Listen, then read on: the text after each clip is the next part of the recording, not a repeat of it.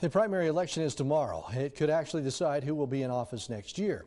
So here are the races we think are the top 8 races to watch tomorrow. Let's begin with number 1, the governor's race. It is probably one of the most contentious races in the state. Overall, 8 candidates are running for this position, but the 2 to watch, of course, are current Governor Brad Little and Lieutenant Governor Janice McGeachin. McGeachin is hoping her endorsement from former President Donald Trump will help her. But some voters are concerned about her appearances with white nationalists and some of her other activities recently that may have hurt her. Governor Little is touting his record over the last 4 years and how he has secured an increase in education funding, teacher pay, and tax cuts. But some voters are not happy with the way he has handled the pandemic. And Ed Humphrey could be a contender if someone doesn't like the other 2 candidates. He has been working hard down the stretch to bring attention to himself, claiming he will put principles above politics.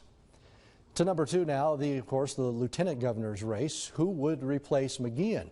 Speaker of the House Scott Bedke is up against State Representative Priscilla Giddings and Daniel Gazer-Worski. Bedke has been a member of the Idaho House since 2001 and Giddings since 2016. Gazer-Worski is new to the political arena. The thing to watch here is who could be working with the governor. Bedke and Governor Little seem to be on the same page, and Giddings and McGeachin have teamed up on many strategies together. Number 3, the race for state superintendent. Superintendent Sherry Ibarra is running for her 3rd term. She is being challenged by former State Board of Education chairperson Debbie Critchfield and former Democratic legislator Brandon Durst. It will be interesting to watch and see if Ibarra can keep her seat against Critchfield, who appears to be the strongest of the 2 challengers when it comes to advertising. Number 4 is an interesting race, the Attorney General's race. Incumbent Lawrence Wasden is being challenged by former U.S. Representative Raul Labrador and Coeur d'Alene attorney Art McComber. It could be close, as Labrador is well known and the political action committees have been heavily speaking against Attorney General Wasden.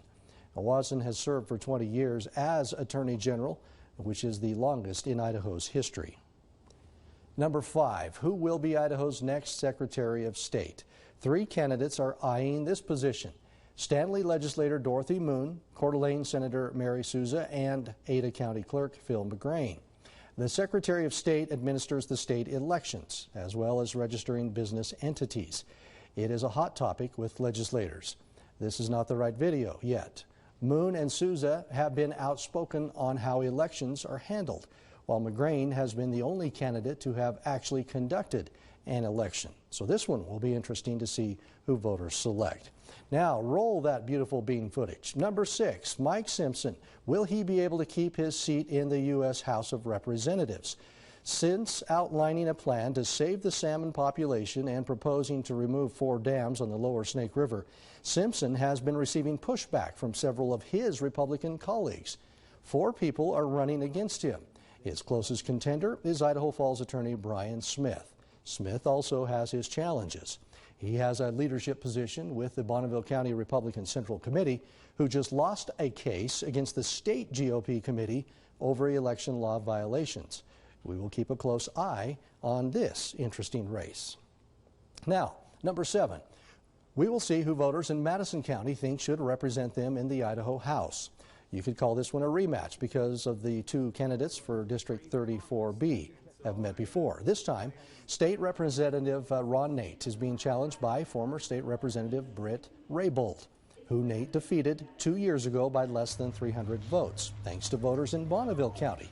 But here's the catch. With redistricting, Bonneville County is no longer a part of District 34, and it only includes voters in Madison County this time. Nate is known for his far-right voting record in the legislature. And that brings us to number 8, where another state legislator known for his far-right votes is vying for a spot in House Seat 35B. Ammon Representative Chad Christensen is up against Ammon City Councilman Josh Wheeler. In the last election, Christensen did well in outlying counties, but did poorly in Bonneville County. So this one will be interesting to see if the numbers will move now that Oneida and Franklin counties are no longer in that district. Of course, there are more races to watch. We will be live tomorrow night as the numbers start to come in.